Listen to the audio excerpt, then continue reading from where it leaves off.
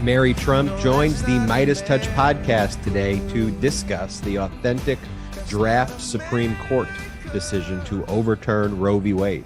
This is the MeidasTouch Podcast. Ben, Brett, and Jordy joining you this week. When we were recording our last podcast, the news broke that the draft decision from the Supreme Court had been leaked. It has now been authenticated as an accurate draft of the Supreme Court. We'll have, as I mentioned, Mary Trump to discuss, but that has been really, the singular focus, as it should, of this week and as it should for the weeks to come until we codify Roe v. Wade as law. Brett, Jordy, great having you on this pod to discuss these issues today, as difficult as it may be.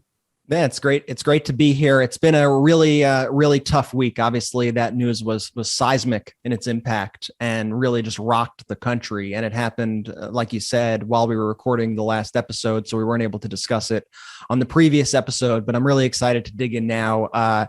Very aware of the fact of, three guys here discussing abortion may be a little off, but that's why I'm really excited to bring in Mary Trump, who is one of the most passionate fighters for democracy, just an incredible advocate on this issue in particular as well. And I'm really excited to get her thoughts and really just cede the floor to her and let her discuss what's on her mind. It's been tough, and it's been a really tough week for us. And I just could only imagine how hard this has been for the women in America who are going to be personally affected by this decision. I mean, we're all affected, but they, of course, are going to be incredibly affected by this decision. And I think we all knew that it was coming. Ben, I know you and Popak on Legal AF have discussed this quite frequently. You have sounded the alarm and never sugarcoated it, what was going to happen. But I think the fact that this leaked early, the fact that it is real, I think nobody could actually prepare for those moments when they actually occur. We all have fears about things that are going to happen. We all know that there are bad things coming in our future in regards to a variety of things, but when they actually happen, nothing can prepare you exactly for the feeling and for your reaction for that. Jordy, how have you been? No, it's such a great point, Brett. It's such a great point. You could talk about it, as much as we have talked about it on this podcast. I think we ask every guest who's in a position of power, hey, what are you going to do when this happens? What state laws can you implement? It's why we made it a focus to really dig in there. Mm-hmm. And it's just, like you said, I mean, you're never really prepared for something like that. And then it happens, and all of a sudden, you just feel like you got hit by a bus. Yeah. And we got to be allies. I mean, that's, I think, our role. I think we need to be advocates. And I think we have been advocates on this issue now for a while. Like you said, Jordy, we always make that a priority when we speak with our guests to ask them about this specific issue. We've always brought this to the forefront. And Ben, if you could you just bring us through the leaked draft decision, what it says, what their justification is here? So let me break it down from the legal perspective. Obviously, we have a lot of longtime listeners of the podcast. For those who are just tuning into the podcast for the first time, I graduated from Georgetown Law in 2010. I practiced civil rights law for most of my career, and so I'm familiar with these decisions. And so there was a court case with oral argument that was heard several years ago. Oral argument is when the parties go in front of the Supreme Court. This involves cases that work their way up through the judicial system over many, many years. Oftentimes they're filed by groups that have agendas to try to overturn precedent like Roe v. Wade. And so it's part of a existing plan by Republicans in the Federalist Society dating back decades to get this law overturned. But this law slowly worked its way through the court system. Eventually, it was held that Roe v. Wade was the law of the land in a case involving Mississippi's 15-week ban on abortions. That ban was then challenged in a case called Dobbs. And the Dobbs case went before the Supreme Court for oral argument. And you have 6 radical right extremist judges, 3 who were appointed by Donald Trump on the Supreme Court. So they have a 6-3 majority.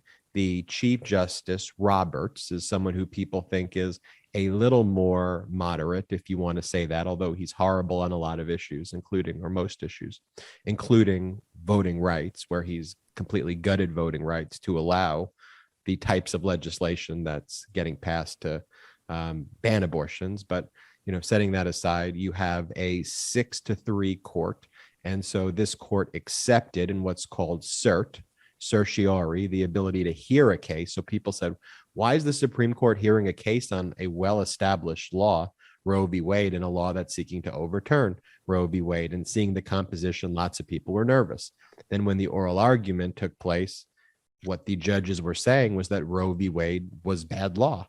And so what I've been saying consistently since that oral argument several months ago, I said, best case scenario, the 15-week abortion ban, this would be a horrible scenario, but this was the best case. The 15-week abortion ban is upheld, but Roe v. Wade still remains the law of the land before that 15-week abortion ban. And the 15-week abortion ban is including rape and incest, and even where the mother could die as a result of the birth. I mean, that's what they're talking about, ectopic pregnancies as well. And so I've been saying it over and over again. They're going to overturn Roe. They're going to overturn Roe. At best, they're going to uphold the 15-week. And I've been saying this is going to have a cataclysmic effect on the country. And then what happens is, after oral argument takes place, the Supreme Court has clerks who help draft the opinion. These clerks often come from the top law schools across the country, and they circulate opinions. So first they take a vote right after in which way they're going to decide, kind of very shortly after oral argument. And then they start circulating the majority opinion of the court and who's going to write it. Here it was evidently Justice Alito, a Bush appointee, who was writing this opinion. So that gets circulated.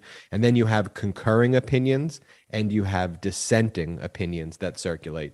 And so the dissent is often written by, as it sounds, the people who are not in the majority, the three justices who are not in the majority, or whichever justices are not in the majority, to challenge the majority opinion. But the majority opinion is the opinion of the court. It is very, very, very rare that an opinion like this, would leak out. It is actually fairly unprecedented, but the likely source, to the extent it even matters, because the last thing I'm thinking about or really care about is the leak. I care about the implications here, though, is someone who would want to entrench the majority to not change their view and to keep their views the same now that a majority opinion was circulating.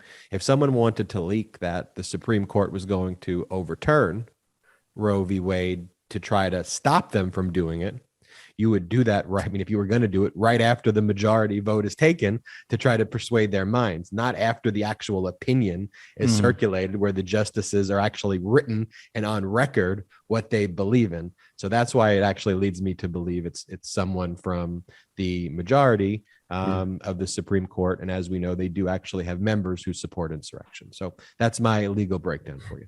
Yeah. And I think, we're not really concerned about the leak here. We're concerned, like you said, about the fact that the Supreme Court is about to roll back people's rights for one of the first times in modern history, at least.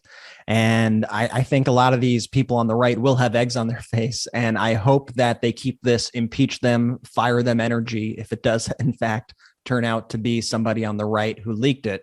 And I think there were a lot of troubling things in that Supreme Court draft decision. Justice Alito, in one paragraph, he relies on a 17th century English jurist named Sir Matthew Hale to justify his decision. Sir Matthew Hale had 2 women executed for witchcraft, and he said it should be legal for husbands to rape their wives. This is somebody who he is using as precedent, a 17th century English jurist. He described Roe v. Wade as not rooted in our history, which I thought is a bizarre take, because so many of our rights, which are now fundamental rights, are not rooted in our history. I mean, women's rights are not rooted in our history. Women were not even included in the Constitution in any way. The rights of Black Americans, the rights of LGBTQ Americans, none of that is rooted in our history.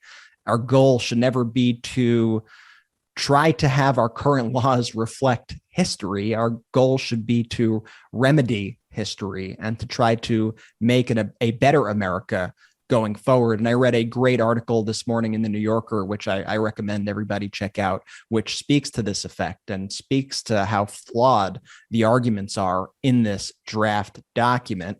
And the Republican states are already, armed with their laws. Many of them, over a dozen, have these trigger laws, which will ban abortion outright once this comes to be. Louisiana is already passing a new fetal personhood bill, which House Republicans voted out of committee 7-2. This would make abortion a crime of homicide from the moment of fertilization and allow prosecutors to charge patients with murder.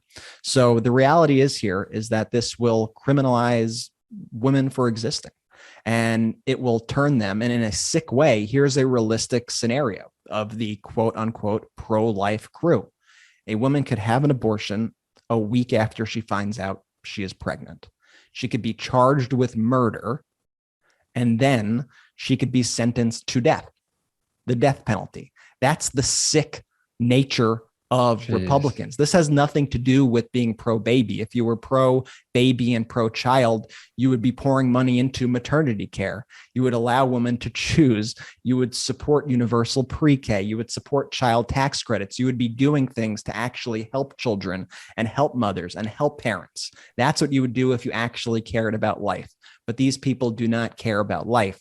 And it's a slippery slope, which is a very real slippery slope, where now all these other rights, and these were mentioned in the decision, Obergefell versus Hodges, the case that legalized same-sex marriage, Griswold versus Connecticut, the case that said that people have the right to get birth control. These are all on the line and more now. I think all of our rights are on the line after this decision because it fundamentally refutes the right to privacy, which has been enshrined in our Constitution and reaffirmed and reaffirmed. And we released an ad called Lying GOP, which I hope all of you get a chance to watch, has over 1 million views cross-platform, which showed during the confirmation hearings of all the justices who voted to strike down Roe in this draft decision, showed them all reciting basically verbatim the same exact script about Roe v. Wade, basically saying that it's precedent upon precedent and that a good judge would never reverse something that is ingrained in precedent like that. Well, I guess they're just proving that they weren't good judges if they're going to reverse this precedent. I guess that's the only takeaway that I could see, other than the fact that they just completely lied under oath during their hearings about how they would handle this issue. Yeah, where else can you lie on your job interview except the highest court in the land? Just under oath, right, Ben? Yeah, under oath. Of course, totally under oath. And in addition to Lying GOP, we also released a video called GOP Handmaid's Tale, which has over 1.5 million views on Twitter alone as of the time of recording. This was actually, we did a variation of this video during the 2020 election, and we called it then What's at Stake. And the video depicts a mother and her daughter crossing a border, and she's pulled over by the police, and the police are inquiring why they're leaving a particular state to go to another state. And the mother's trying to lie and so nervous for the daughter. And it's because the daughter's trying to get reproductive care in the adjacent state where they allow for that to take place. And it's basically the cop who's going to pull her, arrest her, and potentially charge her with attempted murder. When we released that in 2020, people were saying, stop panicking, stop scaring people. This is from all sides too. I would say we got this from the left and the right, everybody. You know what I was thinking this morning? You know what I was thinking this morning, Brett? And I don't mean to make light of it, but it was an analogy that came to my mind. The song, You Don't Care About Bruno kind of came in, and everyone was angry at Bruno because Bruno was just like trying to say. Yeah, that's a great point. what was happening. What was happening. Like what was happening. And then people would just get angry at Bruno. And sometimes I feel like the Democrats like are Bruno. That's a brilliant analysis. Yeah. That's an absolutely brilliant analysis, because I think if there's any superpower of the Republicans, and I've previously said that shamelessness is their superpower, but I think one of the superpowers of Republicans is making people blame Democrats when they take away your rights. Mm-hmm. And I've seen this all too much. The Republicans will go so extreme, and they will use their supermajorities in their state houses to strip away fundamental rights of Americans. And then they are able to get Democrats to say, hey, Democrats, why aren't you doing anything to stop this, when there's really no mechanism there for them to stop it? And then you get the activists and you get people on the Democratic side saying, you know what, I'm not even voting for Democrats if you're not going to protect X, Y, and Z. Well, everybody, that's how we got here, due to those same exact comments in 2016. It's why this election is the most important election of your lifetime. It's why that has become a cliche, because it's true. Because we lose one election, like the 2016 election, all of a sudden there are Supreme Court justices embedded in the court that are there to take away your rights. And guess what? There's really no recourse that can happen once that's done, other than electing more Democrats to try to prevent a further stripping away of rights, or to get more Democrats in there to get supermajorities, so that on the national level, it looks like the state level in places like California, where you have supermajorities to actually protect these rights. You don't see. By the way, I was looking at this the other day, Brett. If you look at places where there are Democratic governors with supermajorities, you have budget surpluses, like in all of these states, especially where there's a Democratic governor. One of the issues is where you have, for example, like in Wisconsin, you have a Democratic governor like Evers, and you have a Republican legislature. They refuse to spend the surplus on the people. Mm-hmm. That's why I'm so sick of people blaming Democrats for the actions of Republicans. I'm sick of it. I am so sick of it. To bring that contrast out, and let's just show some of the commentary following the decision. And perhaps we can start by showing a clip of Elizabeth Warren following the release of the draft. I've never seen you so angry. You seem to be... This is what the Republicans have been working toward this day for decades. They have been out there plotting, carefully cultivating these Supreme Court justices so they could have a majority on the bench who would accomplish something that the majority of Americans do not want.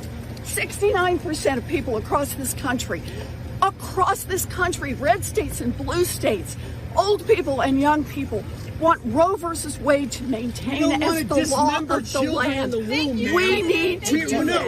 And we have a right. Extremists, we've heard enough from the extremists. And we're tired of it. This is the energy I like to see. And this is the anger and the passion that I think all Democrats need to have right now, because people's lives are literally at stake here.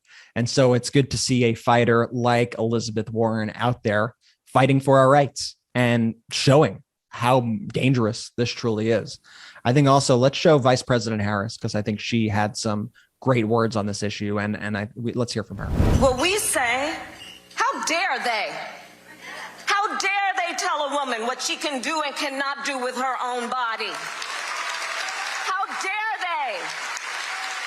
How dare they try to stop her from determining her own future? How dare they try to deny women their rights and their freedoms? How dare they? How dare they? I mean, I think that sums it up. Two incredibly powerful speeches. I mean, back to back. One thing I think this isn't a new clip. It's an old clip that was circulating of Pete Buttigieg on the campaign trail. And he was confronted by Chris Wallace during a kind of a town hall style conversation. And he was specifically asked the question, so you support abortions during the third trimester? And that's often, as Pete talks about, a way to try to inject a hypothetical that's not really a situation that occurs frequently. And as Pete discusses, it happens less than 1% of the time. And Pete artfully discusses what that actually means rather than framing it the way Republicans try to frame that issue. And so if you play that clip. I trust women to draw the line when it's their own.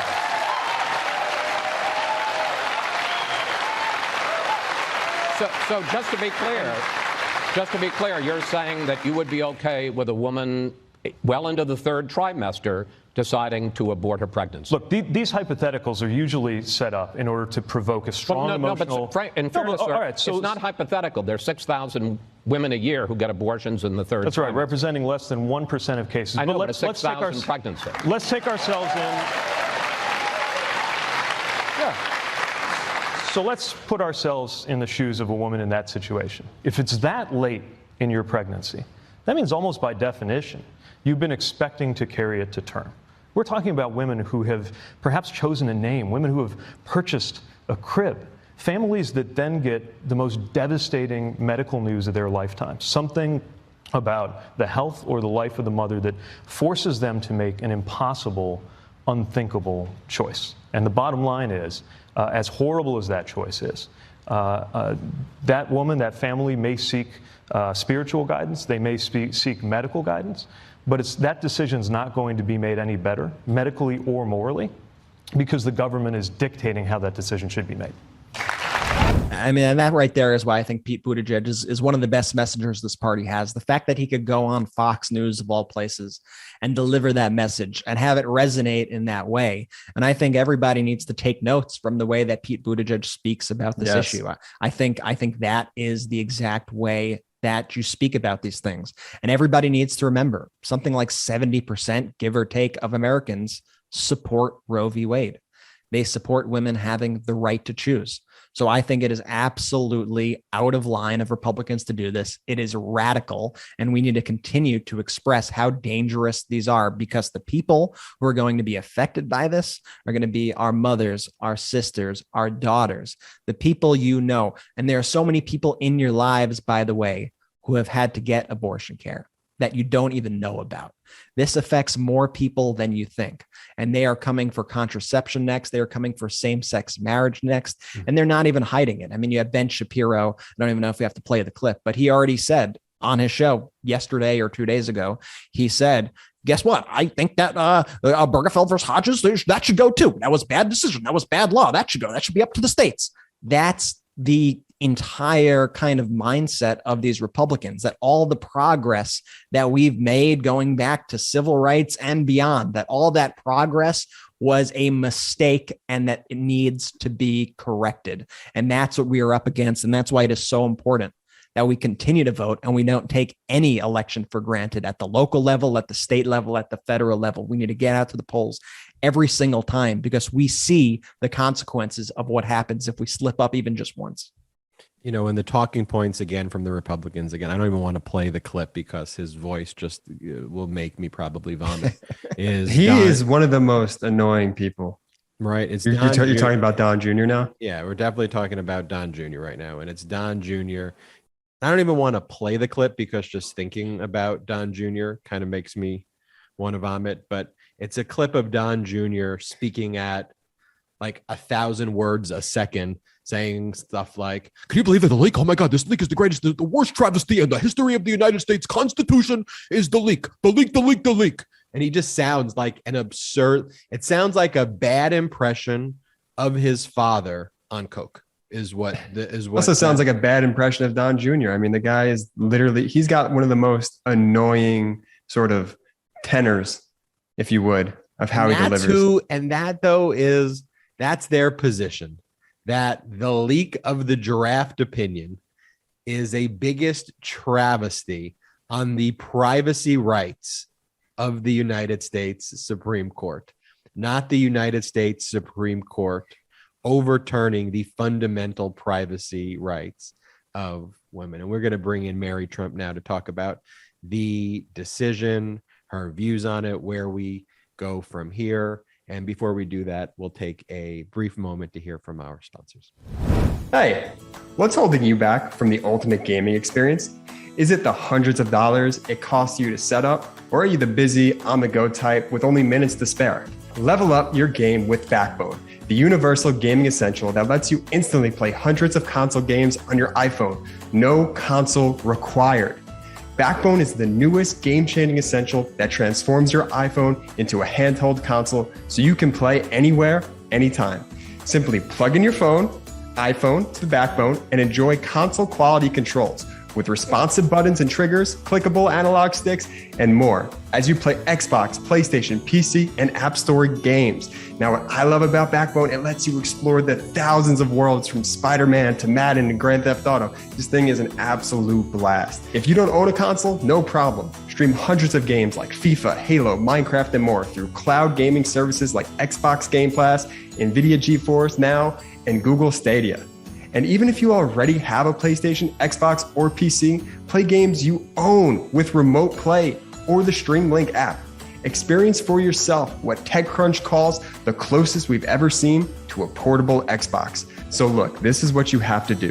Go to playbackbone.com/Meidas now to order your Backbone until June 30th and listen to this, get free access to over 350 console games and perks, including 1 month free of Xbox Game Pass Ultimate, 1 month free of Apple Arcade, 2 months free of Google Stadia Pro, and 3 months free of Discord Nitro. Find your next adventure at playbackbone.com/Meidas. Jordy, could you imagine getting these as a gift as a kid or anything? I mean, I love it right now. I cannot imagine like using Backbone like in the car on trips or using it as a controller for my consoles or using it around. Like, this is the coolest product of all time. Literally the coolest product of all time, Brett. And you know what? You say, isn't it cool? You know, if we have this as a kid, Brett, even better, we have it when we're 30. Heck yeah. I know what I'm doing later tonight. So after the show. So again, find your next adventure at playbackbone.com/Meidas. And now back to the show.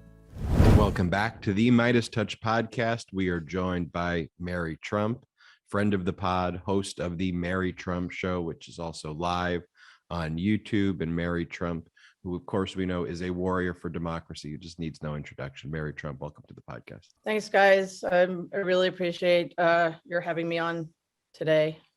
These very dark times. Very dark times. And, you know, one of the things we were talking about just before we started recording is we kind of all knew this was coming. I mean, I've said it and you've been saying it and anyone who observed the oral arguments in the Dobbs, Mississippi case saw the writing on the wall. But with the leak, it just felt a little different now that it's real, I suppose. What's your reaction to everything going on now? Yeah, I think that's true. But the decision itself is so horrific and extreme that, again, it's Alito, so that shouldn't be surprising either. But the fact that he refers to Roe as an egregious wrong, I think that's the quote. Definitely the word egregious was in there somewhere. Essentially comparing it to Plessy v. Ferguson and some of the other most horrific Supreme Court decisions. The difference, of course, being that Plessy v. Ferguson and the other cases Alito cites took rights away from people. Roe expanded rights for at least half of the population, right? Yep. So it's extreme. The arguments are in such bad faith. I think David Rothkopf, but Josh Marshall, it's traditionalism masquerading as originalism. So it has nothing to do with what is or is not constitutional. The fact that he says that abortion isn't mentioned in the Constitution almost made my head explode. But insanity. I think the shock, the horror is, because we weren't expecting it just yet, but it also reminds me the extent to which Democrats are so often behind the eight ball, behind the curve, and don't get out in front of things, and I think it's sort of a failure of imagination. I'm very sorry, but what would a visit on MeidasTouch Podcast, B. I think he just loves you guys. I'm not really. I mean, I could understand. For the audio listeners, why Mary he would, but- Mary's bird has made another cameo appearance on the show. You may remember Mary's bird from the previous episode when it flew on her shoulder. As well as the one before that. I think we're 3 for 3. Mary, I have an important question, Mary. So does the bird just kind of fly around in the house? I mean, what's going on? What goes on with the bird? He owns the place, actually. he rules the cats. He runs my life, right? Anyway, he's also very upset. So sorry to interrupt, but yeah, people have been talking about this in terms of dominoes. This is the first domino. It's not the first domino, and it certainly isn't going to be the last. So let's not wait for the other dominoes to fall, right? So that's sort of just my general feeling at the moment. Yeah, the dominoes have been falling every year over the past several decades in this direction, leading to this ruling. Those dominoes accelerated from 2016 to 2020. Yes. And you mentioned that it's traditionalism, masquerading as originalism or something to that extent. I think you put it better in your tweet, which is, quote, "The illegitimate right-wing majority on the United States Supreme Court is pro-rape, pro-incest, anti-women, and anti-child." All of those things are not hyperbole. That's actually embodied in Justice Alito's majority opinion, the draft which was leaked, is it not? They were indeed. And they have been in many of this court's, well, you can't even call them opinions. They're because they keep using shadow dockets and not bothering to explain themselves to the American people. So the right wing of the Supreme Court has embodied all of those things for quite some time. And John Roberts owns this. He may have wanted them to be more strategic when it comes to Roe v. Wade, because he knows that it takes away incentive to get Republicans to the polls if they don't have to keep fighting this fight. But he's been at the leading edge of dismantling voting rights and corrupting our elections with Citizens United, et cetera. So it isn't just about Roe. It's just in general the contempt these people have for Americans who are not like them, which goes way back. In my last book, I wrote an entire chapter about how the Supreme Court is one of the most anti-democratic institutions in this country.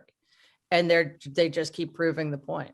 I want to talk about what the ruling, the action, setting aside the words of the ruling, when this draft becomes the law of the land and Roe v. Wade is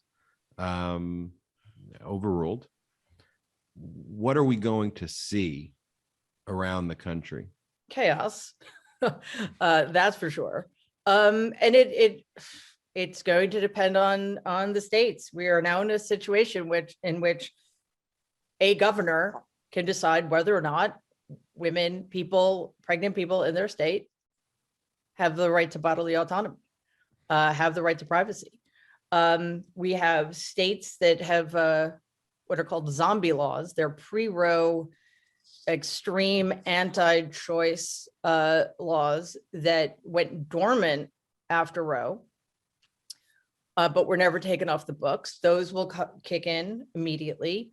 We have other states, Texas with its cruel, quote unquote, heartbeat law, SB 8, started a trend in other states, Florida, Missouri, I believe, et cetera. So that's going to happen in at least half of the states. We're going to see states that support choice and bodily autonomy for people being overwhelmed by people traveling across state lines. I mean, the landscape won't be the same as it was pre-Roe because we have things like RU 46. But, that'll become a black market. It's going to be a disaster. But what we need to remember is that in some states, it already is. Women in Texas are officially second-class citizens. They do not have the full rights of an American citizen. And that's just obviously going to become true. And even if, just because I live in a blue state doesn't mean it isn't true, because it's a federal mandate. So, if I only have rights in certain states and not in others, how does that not make, relegate me to second class status? But of course, Black Americans have been dealing with this forever. And of course, it will be worse for them. And it will be worse for poor people, but that's the way the right likes it. And we talk about the dominoes in this ruling, if it stands, which it seems it will, is horrific. And with the way it's written, removing or challenging the very concept of a privacy right, of fundamental privacy rights. That means the right for gay marriage, the right sounds wild when I've been reading stuff like this, but that women weren't allowed to own credit cards in their names until like 1971 and 1972. And that was a right that came from these fundamental rights that the Constitution doesn't literally say you have the right to have your name in a credit card, but comes from these fundamental principles. The right to contraception, just very basic things. That's what they're coming for in the next term. Yeah, they've already been talking about it. There's no reason for us not to take these people at their word, except for the justices who lied during their confirmation hearings to get on the court. We should not take them at their word. And that's another issue entirely. But I'm not entirely sure why Gorsuch and Kavanaugh and Thomas are allowed. It's totally cool that they perjured themselves. But yes, let's investigate the leak. But we're not going to have the FBI investigate Kavanaugh's the very credible accusations of sexual assault. Let's not investigate Clarice. So the deck is completely stacked. So we need to focus and be very clear that they will do the worst. They will do whatever they can get away with, which, by the way, is everything, because the deck is stacked. The system is rigged, which is why I've been saying for a while, and I know you have as well, the 2022 election, forget about the most important election in our lifetime, because they all are. Like ever since 2016 or maybe 2010, they all have been. 2022, American democracy, the future of American democracy is preserved to fight and survive another day, or it's over. It's that simple. The only way we can combat this is to elect more Democrats. That's the only thing we can do right now. Manchin and Sinema will not do anything about the filibuster because it's maddening. Their argument is because it preserves democracy. Okay, the filibuster is going to end democracy, but whatever. I don't pretend to understand how they think. And apparently this ridiculous Supreme Court committee that President Biden put together is not going to do anything either. So short of expanding the court, adding another 15, 14 seats or so, it's all coming down to voting. There's a activist wing, Mary, that troubles me a little bit because I feel like they're trying to depress the vote. Or suppress our own vote. And it's fed by voices I see like Susan Sarandon, who say, you told everyone to vote Democrat in the past, and look what happened now. I'm never voting for Democrats again. Does that enrage you as much as it does me? I guess just to start. I cannot even tell you how much it enrages me. First of all, Susan Sarandon is a victim of the Dunning-Kruger effect. She's an idiot, but she thinks that she's some wise shaman or something. She's a complete idiot. She doesn't know what she's talking about. And if anybody can say with a straight face that the Democrats are the problem, I don't know what to tell them. If it weren't so tragic and dangerous, it would be absurd. And now I heard Nina Turner, who's lost like 700 elections in a row. She's on quite the streak. Is going to challenge Biden as an independent because I don't know, 8 times the charm.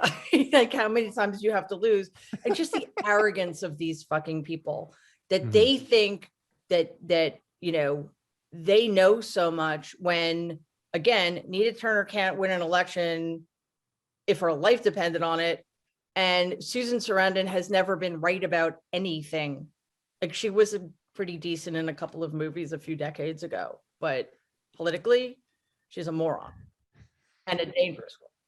Is there anything we could get through to people like that? Not necessarily them, the names that you said, but the people who they are speaking to, the people who they are riling up, the people who are protesting and should be on our side, but go, what have the Democrats done for me? Fuck this. I'm not voting for them. Like, is there any way to get through to these people? I have just these flashbacks now to 2016, to them saying the same things about Hillary Clinton. Why should I vote for that?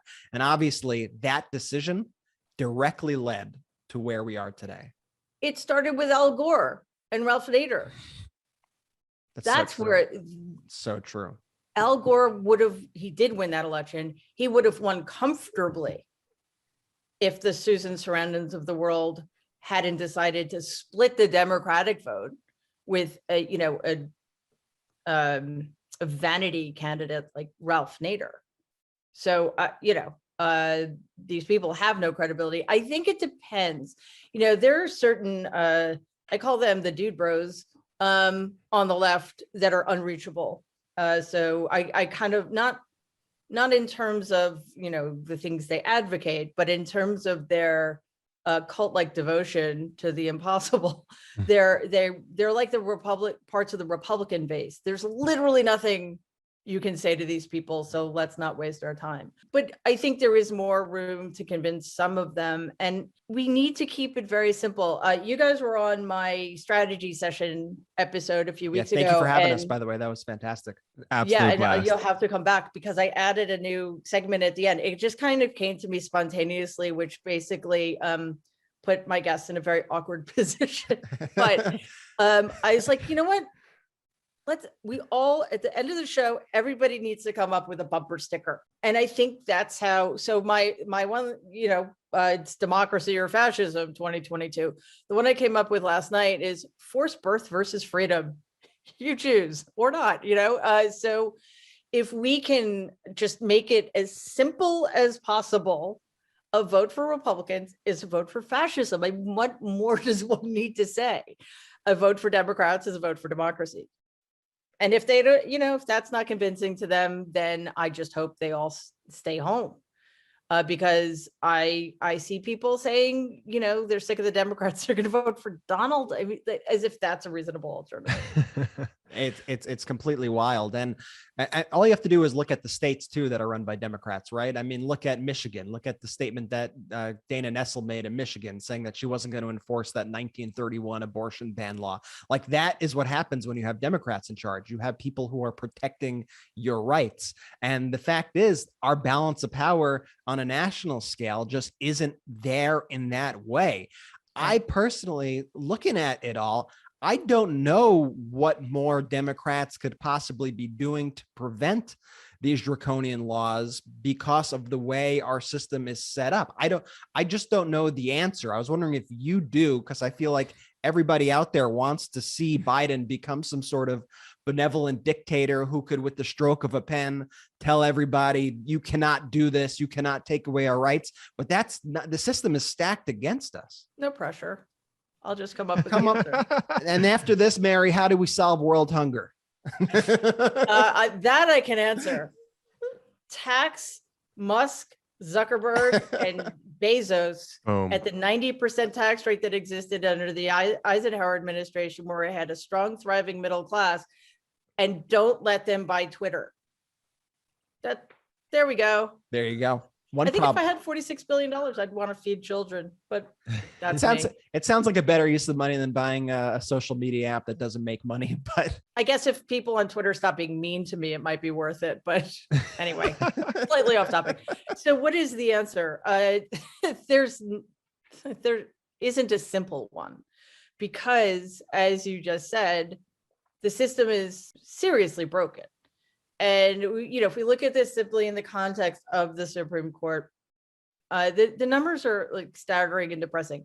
This Supreme Court represents like 30% of Americans and how Americans view not just Roe, but gun laws and climate change and marriage equality.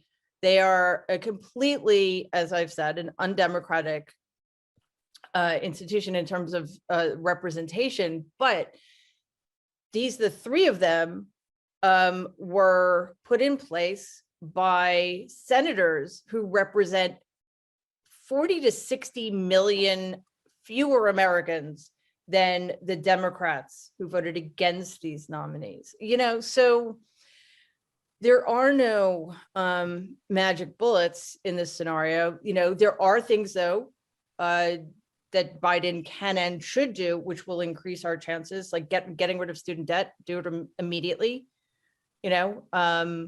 If anybody complains about it because they paid their student debts, like, okay, fine. So you think if we cure cancer, then too bad because other people died from cancer. Yeah, it's the most obnoxious argument. So obnoxious. So, and the other thing that is very important that you alluded to is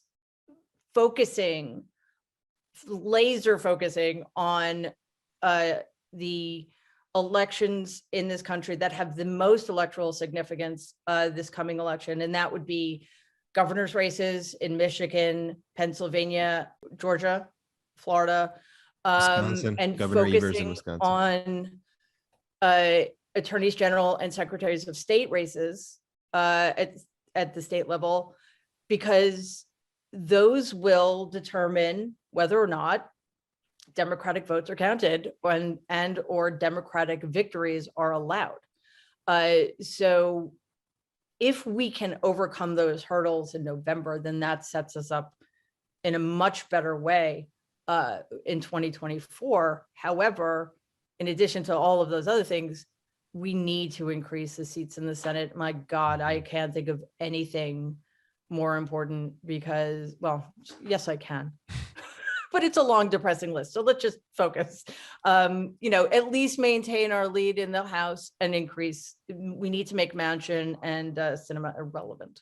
Well, let's game it out, because what the Republicans want you to think is that, oh, this is a states' rights issue. We're going to put this back to the states. The states will have their own laws. It's going to be this wonky, weird patchwork of different laws, and women will have different rights in different states. That's kind of their vision. But I have no doubt in my mind, and I'd love to get your take, that if Republicans did get control of the Senate, that they would pass a national abortion ban. They wouldn't stop here. This is just the beginning for them. The things that the Republicans will do in the first 5 seconds of winning a majority include that, getting rid of the filibuster, undoing everything that Biden did, doubling the size of the federal judiciary to negate any of the progress Biden has made in that arena. And it just shows you how Democrats really need to get on board with fighting with brass knuckles on. We can't pretend anymore that there is a legitimate party to work with. Bipartisan is not something we should even want anymore, because to work with these people is to cede ground to fascists. And I don't really think that's what we should be doing. So I'm glad that Senator Schumer is having a vote on the law to federalize abortion rights. It's symbolic because there's no way they're going to get 60 votes, but at least you're getting people on the record, because they never, ever seem to be, Republicans never seem to be asked to defend their positions on anything. But it is a sign of things to come if Democrats do lose the majority, because you're right. I mean, the Republicans will stop at nothing. And in 2 years, this country will be unrecognizable. And 2020 may well have been our last free and fair election. What did you make of, I know we always want the Democrats to put on brass knuckles and get out there and fight. Yesterday, I saw a lot of passion from Democrats out there. I saw a lot of people speaking out. Elizabeth Warren went out there. I thought she was angry as hell in the best way possible. And I was like, that is the kind of energy that we need. I saw Vice President Harris out there. She had some powerful words. What did you make of Democrats in general, how they kind of took to the streets and engaged with people? Yeah, it's what should happen for sure. But again, it's reactive. Yeah. We keep losing the opportunity to frame these fights so that we don't lose them. Texas kind of got dropped from the conversation. The language needs to be, we need to stop letting Republicans co-opt language and use it to help people avoid getting into the situation we're in now. I mean, it is true what these laws that are being passed, and now that the Supreme Court is federalizing, are not just pro incest, they're pro rapist, they're pro person who commits incest. You know, when your rapist has more rights than you do, that seems problematic to me. So it's not just about choice. It's about the right's utter contempt for human life. They are not, first of all, the whole pro-life thing needs to go out the window. They are not pro-life. They never have been pro-life. I saw on Twitter, somebody said, you know, Republicans care more about the sanctity of a 1-hour-old zygote than they do about a 12-year-old who's just been raped by her father. That's how we need to be framing this conversation so that the other dominoes don't fall. Because imagine what happens if marriage equality goes out the window, if rights to birth control go out the window, if all of the hard-fought LGBTQ rights get thrown out. So, you know, we can't pull punches. We just can't.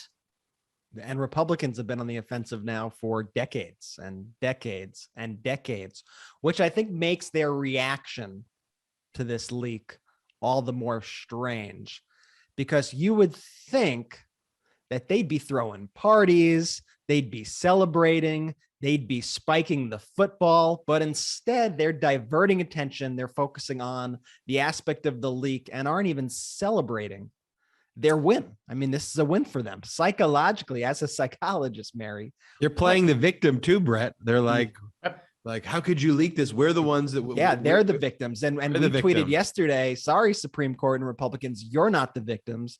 The women who you just made second-class citizens are the victims here. Why do you think, though, they're all of a sudden not celebrating something that they've been fighting for 50 plus years?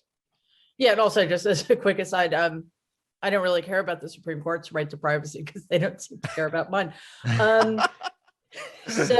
Well, I think that they're really worried that one of their greatest weapons, the thing that they've used as a cudgel against Democrats to get their voters to the polls, has been taken out of their arsenal, which makes you then wonder, why does the illegitimate majority on the Supreme Court not worried about that?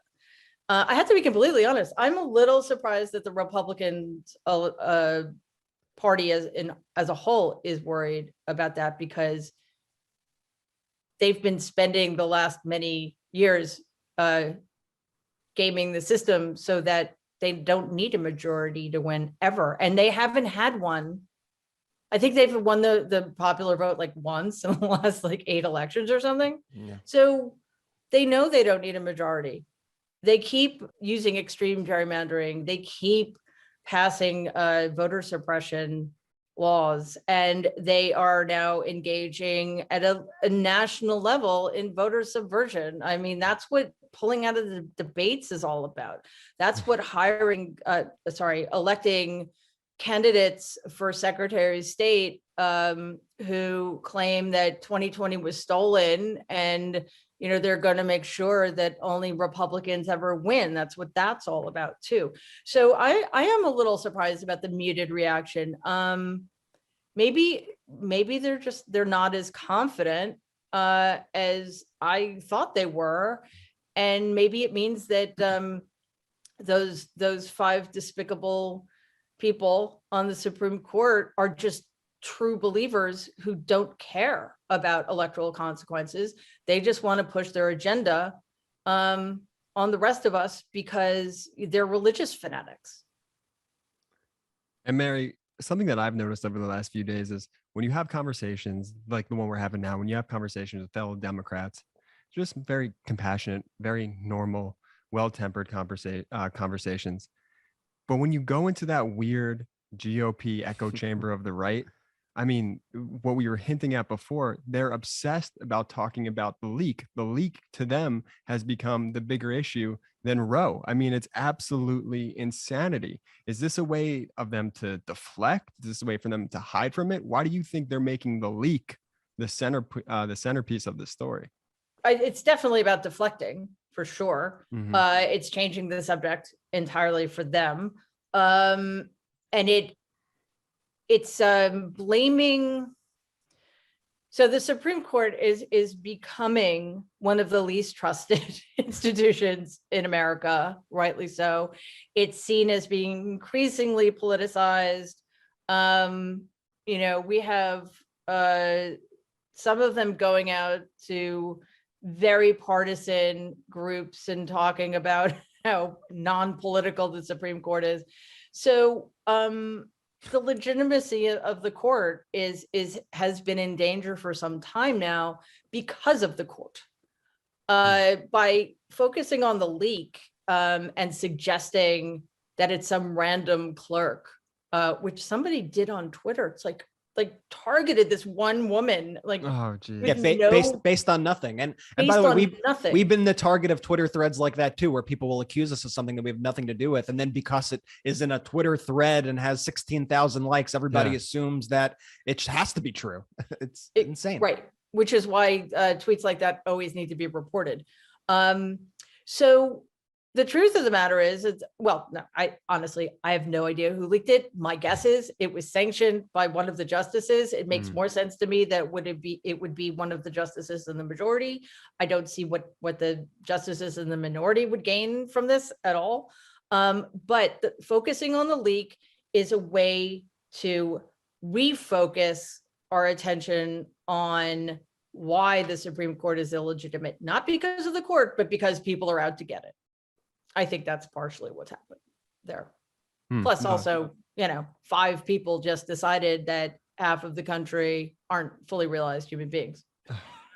So there's that. Oh my goodness. And I have one more for you, Mary. I'm not asking specifically, on behalf of myself, but I think people out there really want to know, what does an ally look like in your eyes during a time like this? How can we all be better allies? That's such a great question. And it is such an important thing to talk about. So I appreciate that. I'm sure you saw Mallory McMorrow, Michigan State Senator, her remarks on the Senate floor in response to a fundraising email from one of her Republican colleagues accusing McMorrow of being a groomer and being pro-pedophile. Which is basically what they're saying about all Democrats these days, even though they're the ones who are pro-pedophile. And a lot of them are pedophiles too. Yeah. She described herself as a straight, white, married, Christian, suburban mom. And she said it twice. Her point, of course, being that with the exception of woman now, those other categories are majority categories that have, because of historically, that grant her certain privileges that do not extend to people in minority groups. So that's important because it's always more powerful, unfortunately, when people in the privileged group are fighting for the rights of those not in the privileged group, because it just carries more weight because it's seen as selfless or something. Plus the power that is conferred upon being a white man in America. So the more we can be allies for each other, straight for LGBTQ, white for people of color, et cetera, I think the more we all can be galvanized around some really basic principles, because one of the problems, I mean, it's a good problem, but it can be unwieldy. The Democrats are so diverse. The Democratic Party is so diverse, and there are so many tensions, and we're pulling in so many different directions that I think sometimes it is easy to forget that we all basically stand for the same things. We all want people's lives to be better, and allyship also. I think it helps people understand, yes, taking away Roe v. Wade, women are the people, pregnant people are those who will suffer the most, who are being directly targeted. But it affects all of us, because, guys don't necessarily want to be, like, if they're in a relationship and there's an accidental pregnancy, and both people, obviously it's entirely the woman's decision. But if a woman is forced to carry the baby to term, I mean, then if the guy is a decent human being, then that affects him too. It affects all of us when other people's rights are taken away, or it should. So by having our backs, when men have women's backs, it lifts the burden, and it also, I think it helps people see that this is not just a niche problem.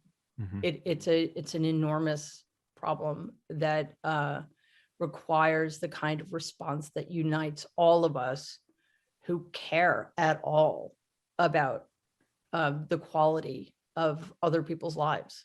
The Eighth Amendment uses this language to say that the Constitution does not support cruel and unusual punishment. And those words, just cruel and unusual, I think of no other words that kind of best describe. I mean, there's lots of other words, but that truly describe this Republican Party and what they're doing. I mean, it is cruel, and it's also just an unusual, and it's such a weird word, unusual, when you think about it, how it's used there, because the cruelty is really rooted in, it seems like, just a hatred. It's so deeply rooted. It's unusual because it's also self-hate. Lots of the Republicans who are going out are just projecting the things that they are, and it's this attack on just kind of fundamental humanity. And it's that hypocrisy that we all see, but have rarely called out. And Mary, you've called that out in such a stark way. And that's why we so appreciate you always coming on the pod, is really calling out that cruel and unusual party and people. That's the GOP. It's such a good thing to focus on, because, and I think Democrats need to be better at this. Pregnancy is a complicated, expensive, long-term proposition. This is 9 months, and it's dangerous. Bringing a baby to term is dangerous, especially if you're a woman of color, because of racism in the healthcare community, and because of racism in general, and a complete misunderstanding of the history of how Black women in particular have been treated. And to tell somebody that they have to go through this, even if they don't want to, is cruel, unusual, despicable, unthinkable. And yet, that seems to be completely fine with men and women on the right.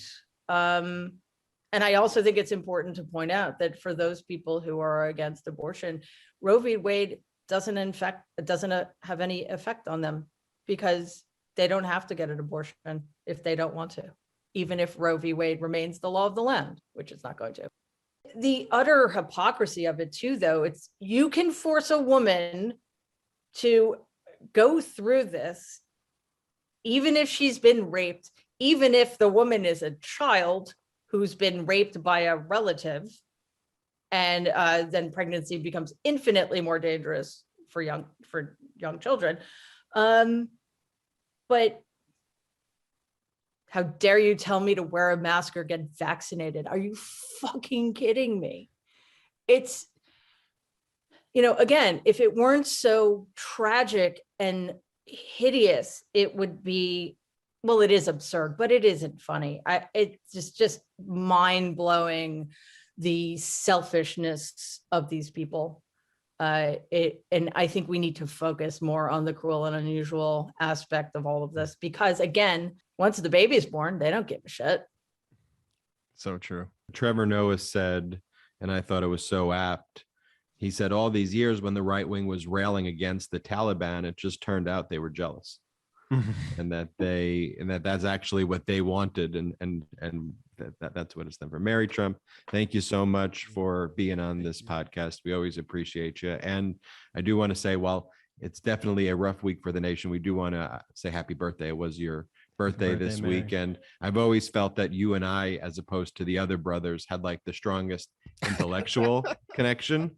And we're both Tauruses, so it kind of made sense when I found out it was. Everybody knows. Interesting. Everybody knows I'm Mary's favorite. Mary Trump, thank you for joining us on the podcast. Thank you guys so much. Take care. Welcome back to the MeidasTouch Podcast. So great, always having a friend of the pod, Mary Trump, who's become such a good personal friend of ours. Yes. I really do feel like Mary Trump is an extension of our family now. Like Couldn't truly. agree more. Even from the very, very first, like Mary Trump was the very first when we were on Sirius interview that we did on Sirius, and we had Mary Trump, and so it was just it was a big moment in our kind of development in the space, and it was great that she gave us an opportunity, and now that we can have these great these great conversations with her that I think are helpful. I want to bring to attention some good news and hopeful news in a sea of some, Republican dystopian efforts. And the good news is, first, Democrats won big in a Michigan state house race and a GOP stronghold. Brett, tell us about Democrat Carol Glanville's win. Yeah, let me tell you about it. Let me tell you about Democrat Carol Glanville. So she won in a district that Trump won by 16 points in 2020. This is a seat that the previous GOP candidate won by 26 points, and it's a seat that has only been held by Republicans throughout history. So it's a major, major, major shift towards Democrats. And the candidate who she was going up with was a guy named Robert R.J. Reagan, who was an absolutely disgusting, typical Republican. This guy was most famous for saying, and this was a quote that he had that the other Republicans in the conversation laughed at when he said this, where he said, "I always tell my daughters if they get raped to just lie back and enjoy it." That was the famous comment of Robert Reagan. These are the kind of people who are legislating your bodies. These are disgusting people. So I am happy that this district of Michigan rebuked him and rebuked those statements in a big way. And it goes to show you, and I think a lot of the candidates that we've also highlighted on this show in previous weeks, whether it be people like Karen Berg or Mallory McMorrow, is that Democrats can win in Trump strongholds when they speak with the voters. And I think it shows that Democrats do have a very good shot of fighting back against the Republicans in 2022 during this midterm cycle as they become more and more and more radical and out of touch with the American people. We have a message that resonates with working people. We have a message that resonates with everyday Americans. And I think perhaps one of the people who will resonate most with working Americans is also, we need to give a big congratulations to to Representative Tim Ryan, who Let's I go. think is one of the best Democratic politicians, one of the best Democratic messengers out there, who won his primary for the Ohio Senate. That means he will be facing off against venture capitalist J.D. Vance, who was previously a never Trumper who sold his soul to get a Trump endorsement, despite calling Donald Trump America's Hitler previously in statements. He's a guy who threw away all of his values, who's gotten over $10 million just in like the last week from Peter Thiel, a venture capitalist from the San Francisco area who co-founded PayPal. This literally, they rail against big tech. This guy is the epitome of big tech. He is the epitome of a coastal elite. Everything that the Republicans speak about, sending jobs overseas, J.D. Vance represents all of that. Tim Ryan is a working class Ohio guy who knows how to speak with voters, who's been one of the most passionate, one of the most fiercest advocates of working people on the House floor. I am incredibly excited about Tim Ryan's candidacy. Hope to get him on the show again soon. I think we have good candidates. We here at MeidasTouch are watching all the news, watching all the primary wins, and are every single day tweaking our strategy to figure out how we can best defeat Republicans this fall. We can do this. We must do this. We cannot sit any elections out. We have seen what happens if Republicans get even a little bit of power. So remember to vote blue up and down the ballot. Remember to stay in this fight. I know it is incredibly difficult. I know you can wake up day in and day out. I know I do, stressed, anxious, helpless, but that's why we all need to be in this together. We all need to be our support system. We all need to have each other's backs, and we all need to push forward and fight for the America that we want to see every single day. And all our Pennsylvania listeners, we got an election coming up May 17th here in Pennsylvania. Got to vote for the primaries. Got to vote. Get out that vote for Josh Shapiro for governor. All right. We appreciate everybody for joining us on the MeidasTouch podcast today. We need to keep fighting. This is not a doom and gloom episode. This is a get out of your seats and do something episode. This is, we need action right now. We need not to get complacent, not to get discouraged. We need to make sure that, as we say in the ad that we produced, Republicans took away your right to choose. Now take away their right to govern. And before we go, I want to talk briefly, or I'll let Brett talk about it. Brett's, I'm the biggest Brian Tyler Cohen fan, I think, but it's possibly Brett's a slightly bigger Brian Tyler. Can I just say this right before we get into the? I feel like Brian's like a hybrid of all three brothers, just like built into one like super soldier brother. You guys get that feeling? That's a very call. That's a very, very funny call. But Brian is has an incredible work ethic, and he's an incredible messenger and does these YouTube videos day in and day out. Like, if you have been on YouTube or Facebook, we could guarantee you've seen a video from Brian Tyler Cohen. He's releasing one, sometimes two, sometimes three videos daily. But Brian also hosts one of the country's top ranked political podcasts. It's called No Lie with Brian Tyler Cohen, where he breaks down the biggest story of the week and interviews the biggest names in politics. I mean, listen to this list. He sat down with President Biden, Kamala Harris, Elizabeth Warren, Katie Porter, Jamie Raskin, Pete Buttigieg, Nancy Pelosi, and on and on and on. When we say big names, it doesn't get any bigger than that. I mean, the guy interviewed the president of the United States. It doesn't get bigger than that. So make sure to check out No Lie with Brian Tyler Cohen, the podcast, and see why he has more than 2 million subscribers across the social media platforms, and why his videos have been viewed more than 1 billion with a B times. It's a political podcast that cuts right to the point, focuses on the issues that you care about, and it's a destination for our leaders in the House, the Senate, and the White House. That's No Lie with Brian Tyler Cohen, and it's available anywhere you listen to podcasts. Go check it out. Thank you, everybody, for listening to the MeidasTouch podcast. We will see you next time. Let's keep fighting for democracy, can we? Shout out to the Meidas Mighty.